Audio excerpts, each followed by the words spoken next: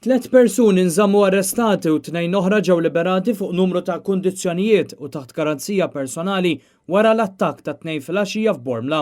Kif żvela Net News fl-aħħar jiem kollox beda wara li żagħżugħ minn Bormla ġie akkużat minn grupp ta' aħwa u sħabhom li kixef lil wieħed minnhom f'serqa minn karozza. Minn hawn bdiet sensiela ta' teddid fil-konfront taż-żagħżugħ u ommu.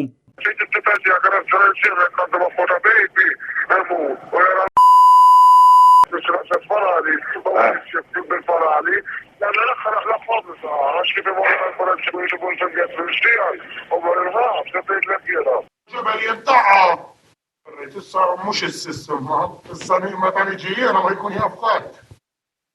Missierek l-għandek fil-qabar, l-għażiż tagħkom dak li għandek fil-qabar. It-tifel tiegħek qed jitkessa, isma' minni tibqax taqla l-inkut mal-familja tiegħek. Kbir ħajkulkom miegħi, jekk tridu ejjew ta' fejn noqogħdu. Imbagħad daru għall-azzjoni. Il-ġimgħa żagħżugħ mill-erba' saq b'veloċità eċċessiva fi triq mimlija tfal u ponta lejn residenza ta' qariba taż-żagħżugħ. Wara nofsinhar iż-żgħażagħ fosthom 3 aħwa li wieħed minnhom għadu taħt l-età marru fl-inħawi ta' San Ġwan Tuxa biex jaffrontaw liż-żagħżugħ ieħor.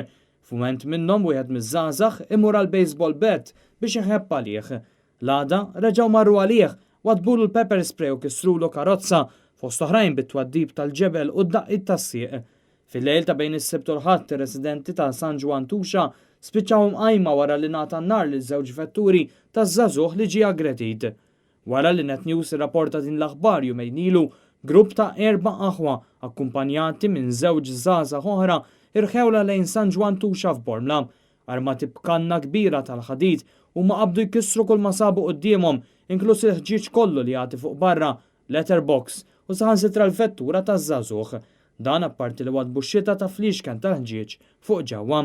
Ma li xebaw ikissru wara numru ta' minuti ta' violenza ma tiqaf xejn huma wadbu l-kanna tal-ħadid tal fuq ġewwa.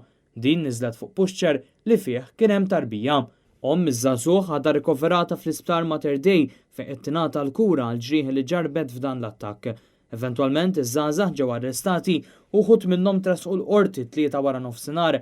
Mill-inqas wieħed minnhom qed jaffaċċjaw kollha akkużi ta' possess ta' droga waqt li oħrajn kisru l-kundizzjonijiet ta' sentenzi preċedenti.